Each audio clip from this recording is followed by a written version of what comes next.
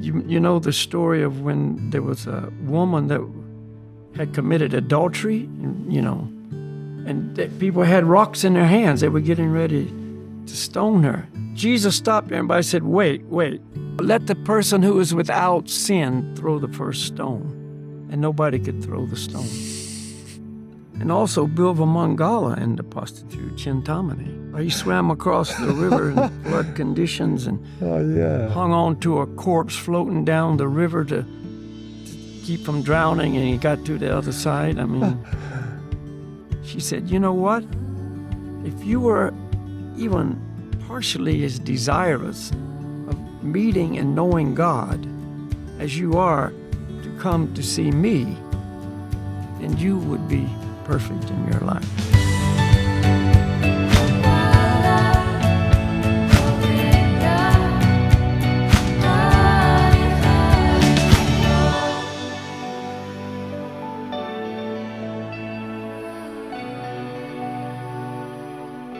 By the way, about this prostitute, I just read, like, one of the podcasts we did was about the prostitute who became a saint, which is from the Vedic literature. So it's interesting. We spoke about Mary Magdalene. And what was the Vedic prostitute? Who was that? Haridas Thakur and... Oh, Haridas Thakur and the prostitute. Yeah.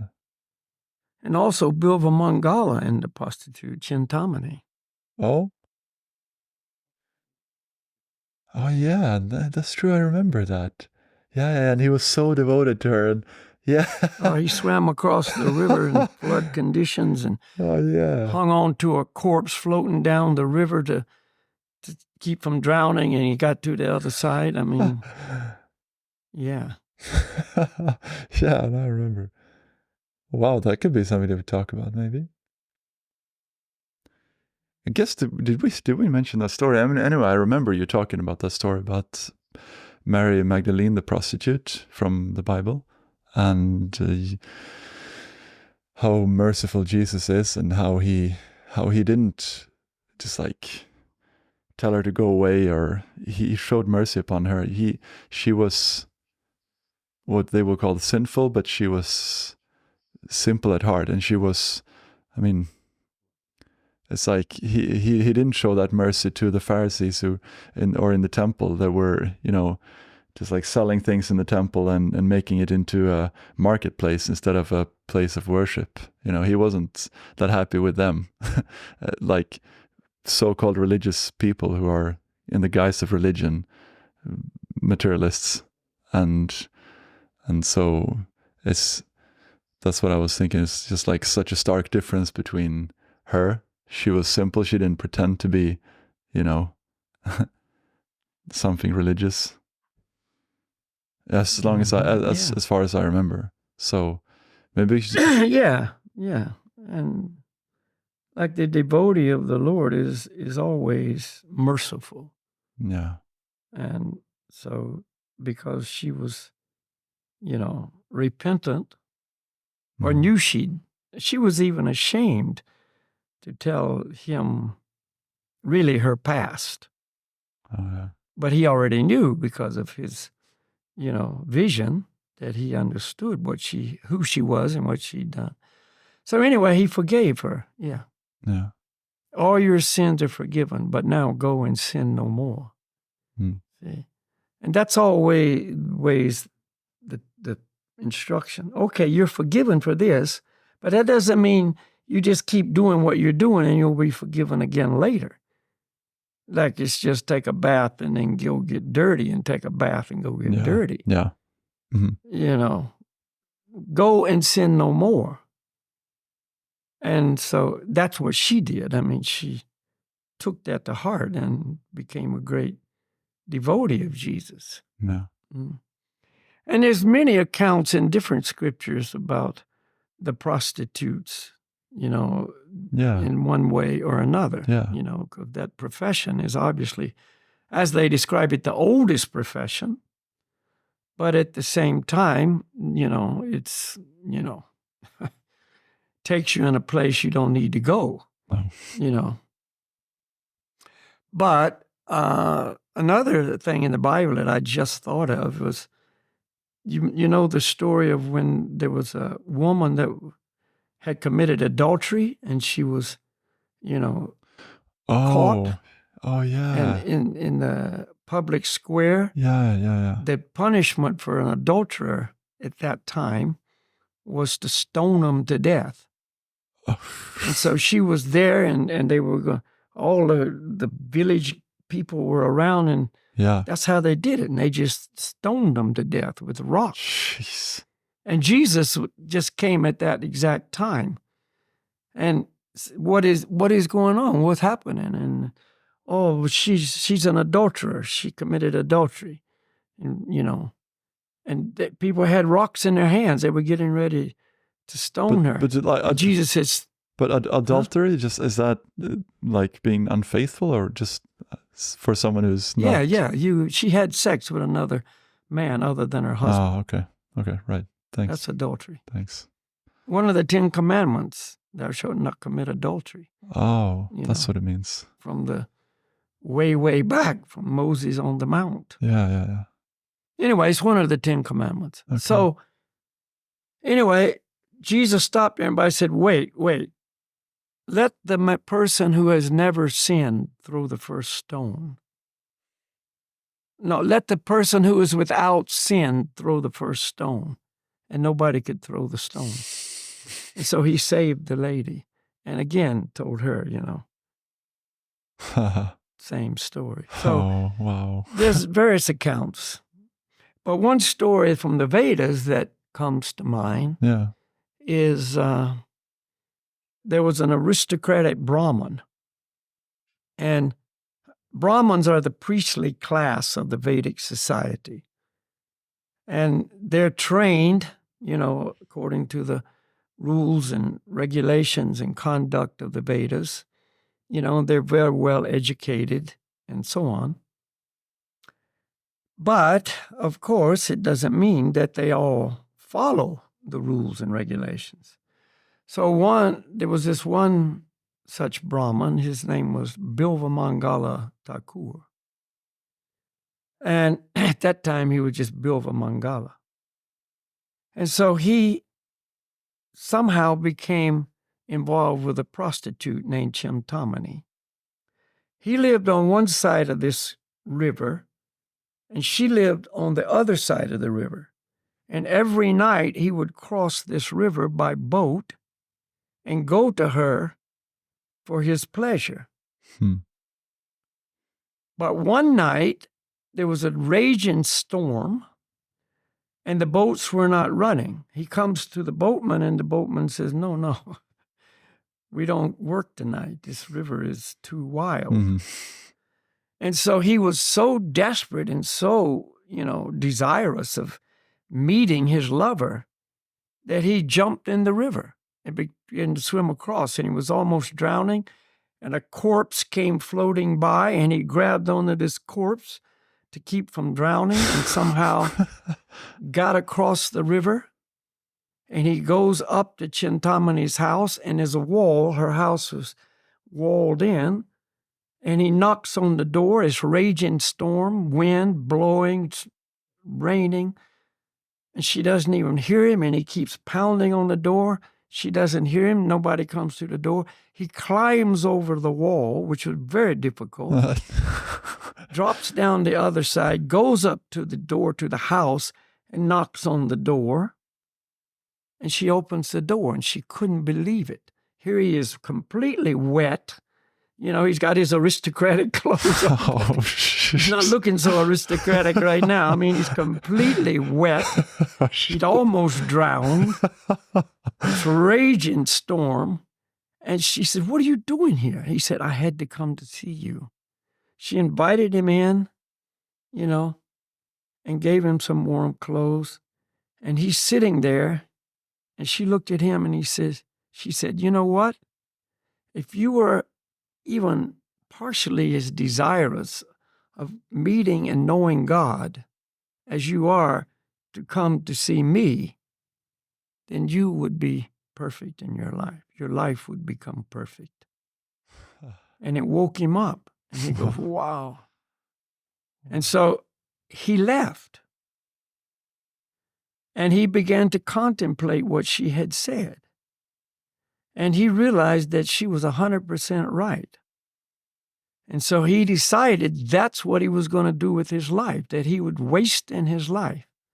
Wow. And so he, from that point, got on a very serious agenda, and he actually went to Vrindavan, which is the birthplace of Lord Krishna, a sacred place of sacred places. Yeah. It's on the bank of the Yamuna River. And he went to Vrindavan and to engage in absolute, concentrated, serious spiritual practice, you see. Mm. And he actually became perfect, and he became a great devotee, and he's known as Bilva Mangala Thakur, and Thakur is an honorary title for a great devotee. Wow. And wow. So that just shows you that, a word at the right time can have a total life-changing result. Exactly. And so he wrote a book called Krishna Karnamrita, which is a very, very advanced spiritual book. It is not for anybody but the highest level of spiritual personalities to even consider reading. It shouldn't be read by anyone other than that, because it's just, you're not qualified. And I. But anyway, he always referred to her, Chintamani, from that point on as his spiritual master. Yeah. So in his book, he dedicates his book to my spiritual master, Chintamani. Really? And she was a prostitute. Really? But she served the position of changing his life completely. Wow. So you can understand,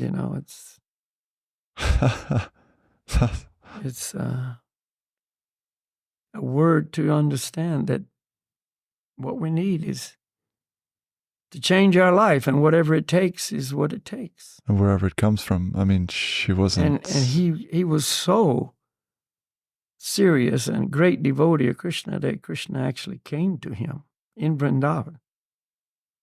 So, yeah. Yeah. Wow. But it's also like,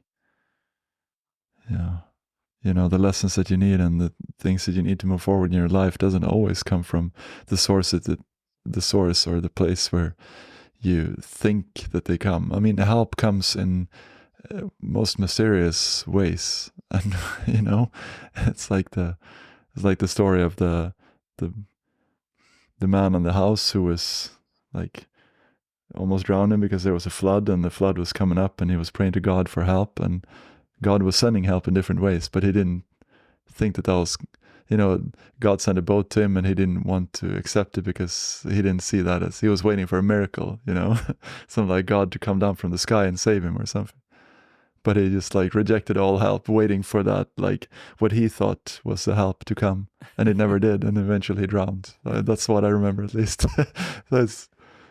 Yeah, that's a good story. I forgot that story, but it's a really good one. That's how you remember it, or I'm just. Yeah, I remember. There was a flood, just like you said, and things were being washed away, and the water keeps coming up in the house, and so he goes from the first floor to the second floor. Oh yeah, that's how it starts. The water comes up, and now it's at the second floor, and he climbs up on the roof, and the water's continuing to rise.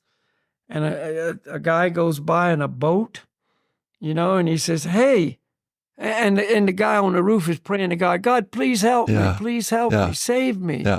Mm-hmm. And the guy comes by in a boat, and he said, "Come on, get in the boat." He said, No. I'm praying that God will save me.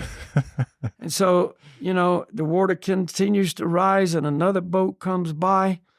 And there's two people in the boat, and they say, "Come, get in the boat, get in the boat. The house is going to float away. You're going to, die." And he says, No, God will save me, And then a helicopter comes, and the guy say, drop the rope and line and say, get in the basket. Come on, this is your last chance. And he goes, No, God will save you. And then he dies. The flood sweeps him away, and he actually dies.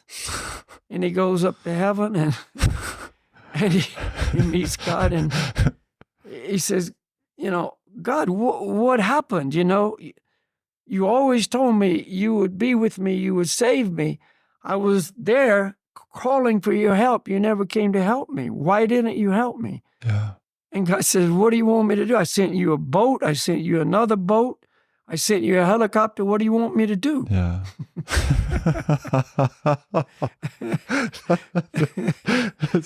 that's a wonderful story. It's kind of... So, people can be so blind. Yeah, and not appreciate what we have and what the opportunities we get. Mm-hmm. And, wow. Yeah. When I was a kid, my parents always told me God works in mysterious ways, his wonders to perform. Mm-hmm. And you don't know how that's going to be. But you also need the vision to recognize it. Yeah. Like the guy on the roof couldn't see it, Yeah. You need both. You need to receive it, but you need to recognize it. Yeah, that's true. Yeah. So... But it just made me think, how do we get that ability to see it then? Well, God gives everybody vision. Yeah. So the man on the roof, something was wrong. God says, from me comes knowledge, remembrance, and forgetfulness. I'm located in everyone's heart, and from me comes knowledge, remembrance, and forgetfulness. See, I give the vision by which you can come to me. So the guy was looking for some, I don't know, miracle that he couldn't recognize the help. God helps those who help themselves. Yeah, I've heard that as well. Yeah. Yeah.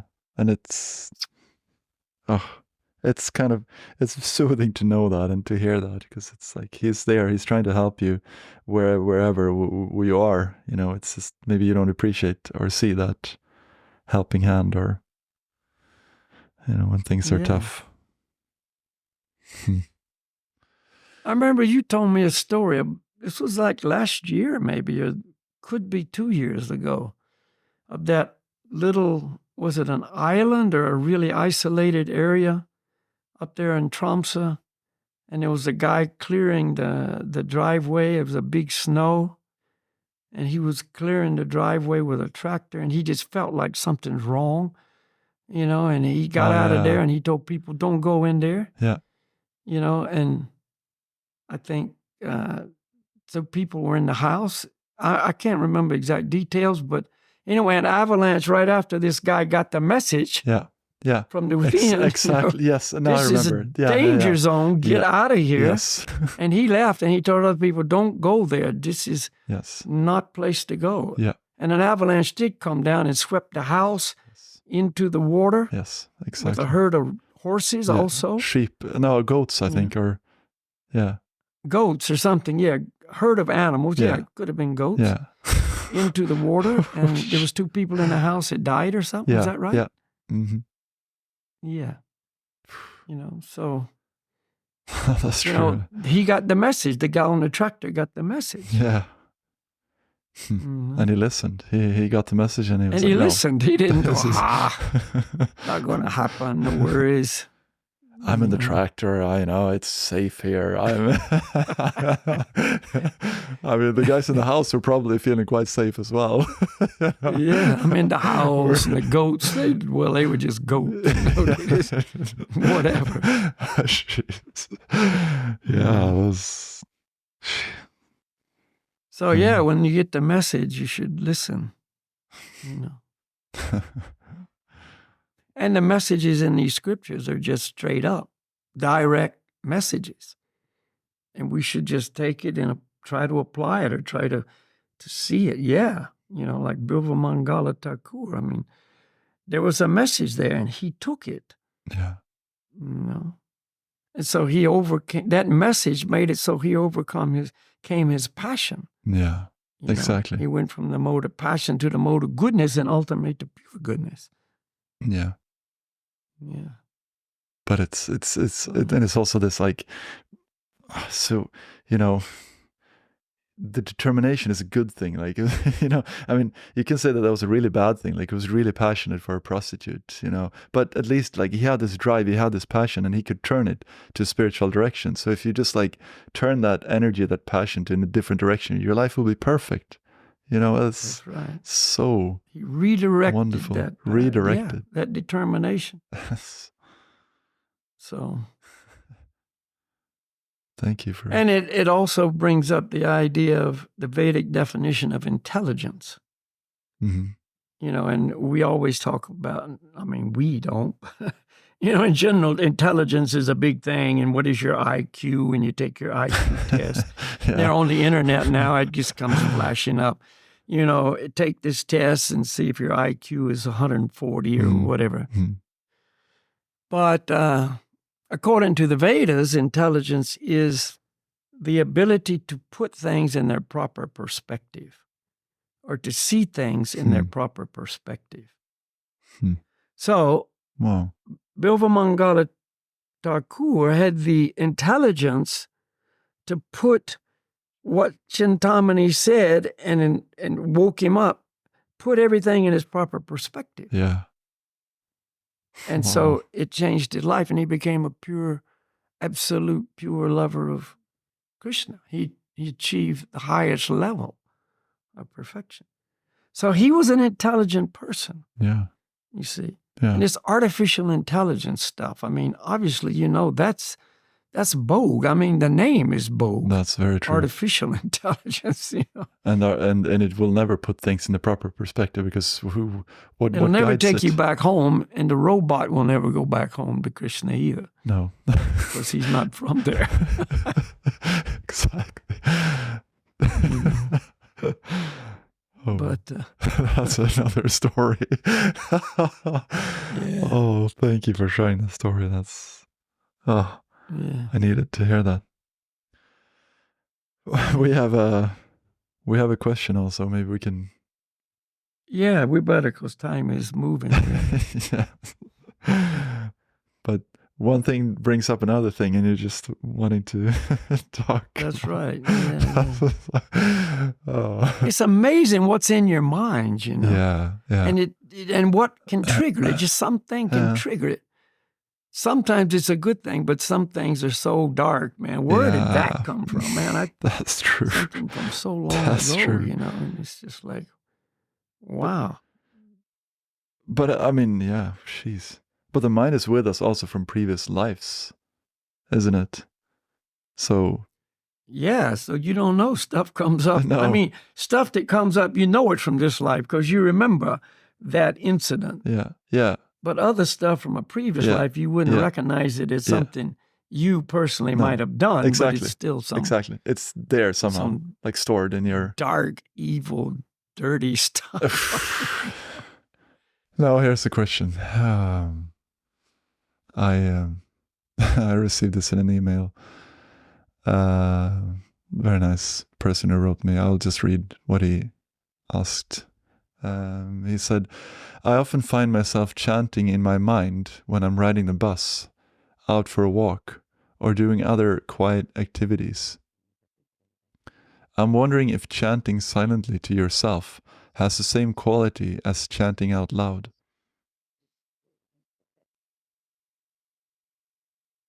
That's the total? Yeah. Mm-hmm. But that was the question. And as I was asking the question, a dog was like barking in the background, so I could barely focus on asking the question, which is maybe the answer to the question, you know?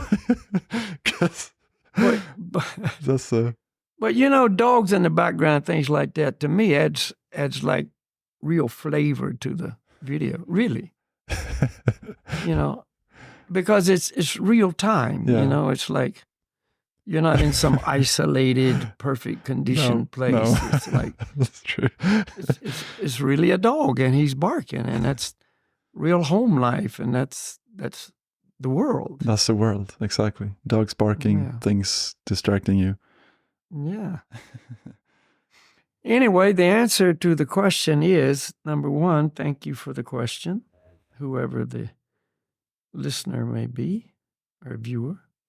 Number two, thank you for chanting in your mind on those quiet times when you're taking a walk or, whatever you're doing, just sitting quietly. That is the best thing your mind could be doing. Really, I mean, there's no other activity for the mind better than that. And we hope that that will be there always, continue, and cultivate it.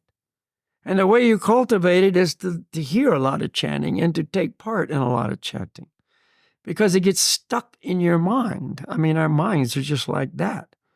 What we hear a lot gets stuck in there, especially, certain things. Yeah. And so the mantras actually, by Krishna's design, have this stickability. I've had many people, come, kind of new people come to a kirtan at night, and then they say, I woke up in the morning and that mantra was in my mind, and it's so, it's a wonderful thing.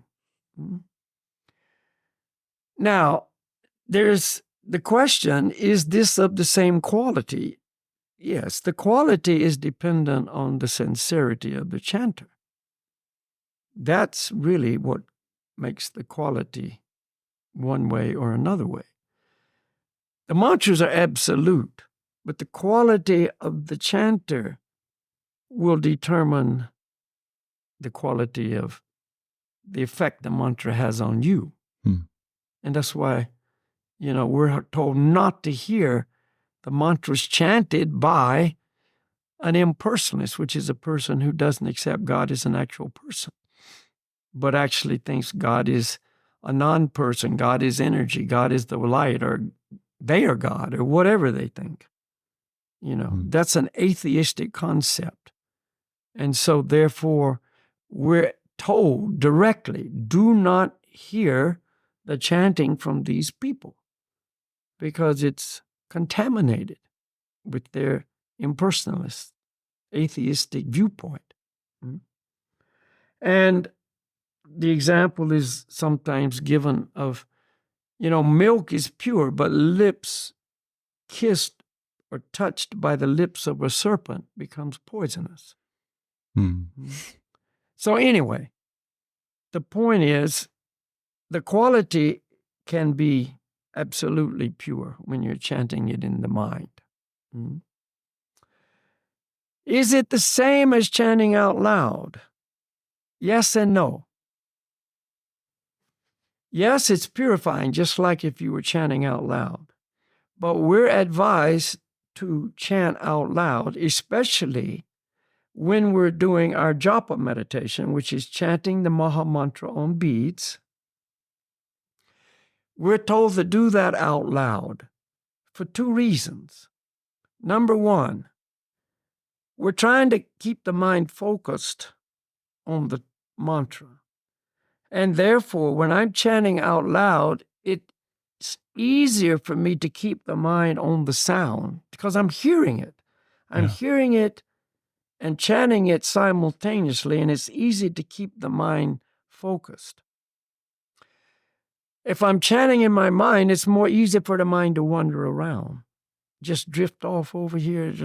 Even when we're chanting out loud, that happens too. But it even more so happens when I'm chanting in the mind. It's just like dreamy, drifty kind of whatever. Yeah. And an example that shows this, if I'm chanting japa meditation, and by the way, we have a complete episode on japa meditation that Ruben is going to repost, just so it's current. It's a full instruction on doing japa meditation. Yeah, it will be one of the most recent, depending on when we release this podcast. Yeah. Okay, so if you're chanting your japa, in a quiet place, which is recommended, and you're chanting very softly, the mind will wander more. So you see your mind wandering. You catch it, so to speak. Then you chant really loud, Hare Krishna, Hare Krishna, Krishna. It brings the mind back. It's just like if somebody shouts at you, hey, and it gets your attention. Yeah. Hey, what are you doing? And wake up. Like in the classroom. When I was in school, you'd be sitting there and you'd be daydreaming, the teacher's talking, you don't hear anything. And the teacher sees you. She can see you're just, spacing out.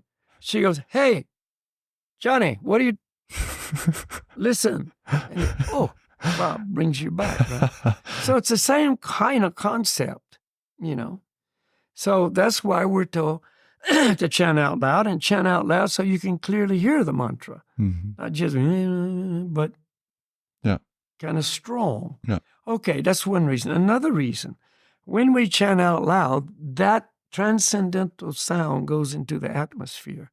And all living entities who hear that, doesn't matter what kind of bodies they're in. It could be a tree, it could be a flower, it could be an insect, a mosquito, a bee, a cockroach, a dog, a cat, whatever. A bird goes by, anybody, or of course a human. If they hear that transcendental sound, they get purified as a result of being in contact with that transcendental sound. Yeah. So I'm automatically helping other people. If I'm chanting silently in my mind, other living entities cannot hear that. So I'm restricting it just to me. So if we can chant out loud, that's good. But there are times when it may not be appropriate. There are times when, I'm not saying it's wrong to chant in your mind. So like you say, taking a walk, you can do that, whatever. But you get the point, The idea is to chant out loud when it's appropriate and when you decide to do that. And especially you must do it when you can't do japa yoga, for instance, silently. You can't do Gauranga meditation silently because these are techniques that require chanting out loud. Mm-hmm. And we also have an episode on Gauranga meditation. Yeah, it's that you can, if you don't know how to do that, it's a wonderful meditation. These two meditations are private meditations in general, that you don't have to be with a group. You don't have to, tune in to anything. You can just set aside the time of the day to do japa meditation. Early in the morning is the best. Gauranga meditation, early in the morning is the best, but any time. Go into nature, sit down, do Gauranga meditation, japa meditation. Wonderful by a stream. The stream is, to me, I've all my life been attracted to streams, and I always felt like a stream was somebody. I mean, it was not just water. It was a person, wow. And they give rivers and streams names, right? Yeah. Jamuna, the Saraswati, the Kalindi, the, Ganges, and then every river has a name. The Ob River or, this river, that river. Yeah. I grew up, on the Eno River. Etc. It's kind of like they're people. Yeah. And anyway, so you sit there, and the stream is there's life there. It's moving. It's a kind of life. It's not true life, but it's lively. And just chant your japa, and it's so good. And anyway, so what we're saying is there's opportunity to do both. Yeah. And so you do both. And just like a little added parenthesis is that like vibrating the sound of you physically in your body is has very soothing effects on your nervous system and your body. So that's like the physical effect of vibrating the sound is actually something that's used within all kinds of stress management programs and nervous system regulation and etc. So, and yoga. like Yeah. physical yoga. We use a Yeah. lot this vibrating sound. So Yeah. Mm-hmm. just, So you can't go wrong. you can't go wrong. You know, it's amazing when you start looking at like chanting the mantras, how many different aspects of our life it affects. The physical, Mm.